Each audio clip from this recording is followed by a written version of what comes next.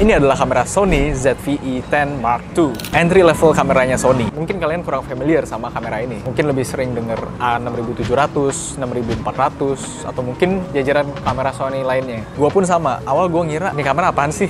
Kayak baru lihat gitu. Kayaknya nggak level deh gitu. Sombong amat. Tapi abis gua lihat, kamera ini oke juga loh. Walaupun sensornya masih APS-C, bodinya kecil, ringan gitu. Tapi megapikselnya lebih gede daripada A73 gua, dan juga dilengkapin sensor CMOS X4R yang baru ini.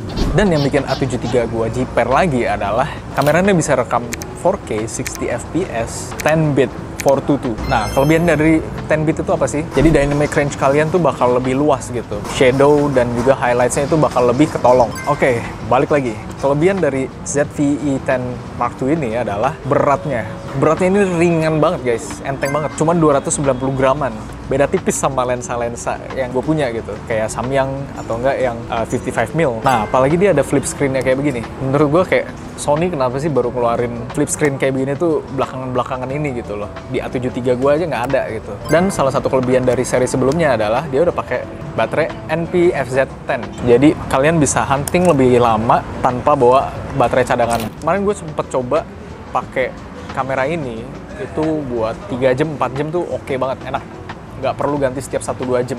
Nah, kamera ini juga udah bisa touchscreen full. Jadi kalian bisa operate kamera ini lewat touchscreen-nya doang. Which is itu lumayan enak lah buat kalian yang rekam sendirian. Jadi kalian bisa rekam sambil pakai flip screen, sambil pencet-pencet di sini gitu. Dan juga build quality dari kamera ini cukup solid. Malah solid banget, walaupun dia pakai plastik doang. Nah, seperti yang gue bilang di video sebelum-sebelumnya, di setiap pros pasti ada cons-nya juga, seperti hubungan kalian. Dan menurut gue, cons dari kamera ini cukup ngeselin karena terlalu ringan. Loh bang, tadi lu bilang enteng, bagus. Kenapa sekarang lu jadiin cons gitu? Karena kalau gue moto di street gitu, gue suka pakai kamera yang well balanced. Nah, ketika gue pakai kamera ini, emang bener ringan. Tapi kalian harus pakai lensa yang ringan juga gitu.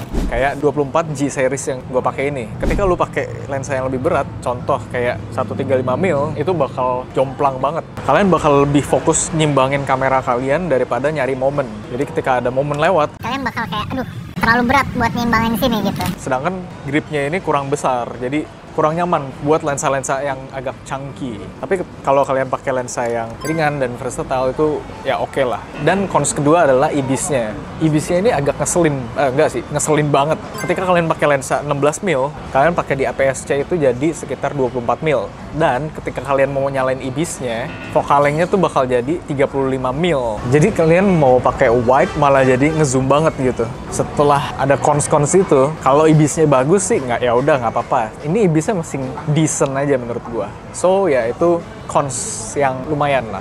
Tapi balik lagi, menurut gua kamera ini emang didesain tuh buat saingan sama vlog kamera lainnya. Dan menurut gua kamera ini cocok banget buat content creator. Karena kalau kalian bikin konten, kalian pasti pakai tripod gak sih? Kayak gua sekarang. Nggak mungkin kalian kayak rekam sambil pegang-pegang, kecuali ya emang pengen lagi review rumah atau lagi jalan-jalan gitu. Ya kalau buat hobi fotografi yang agak serius gitu, menurut gua kalian bisa coba pakai A6700 atau enggak A6400, itu yang oke lah. So, menurut kalian gimana? Kalian bakal pilih ZV-E10 Mark II atau 6400? Coba komen di bawah ya. Gitu aja review singkat gue tentang ZV-E10 Mark II. Bagi kalian yang suka kontennya, boleh like, follow, and subscribe for more contents. Oke? See you and bye-bye.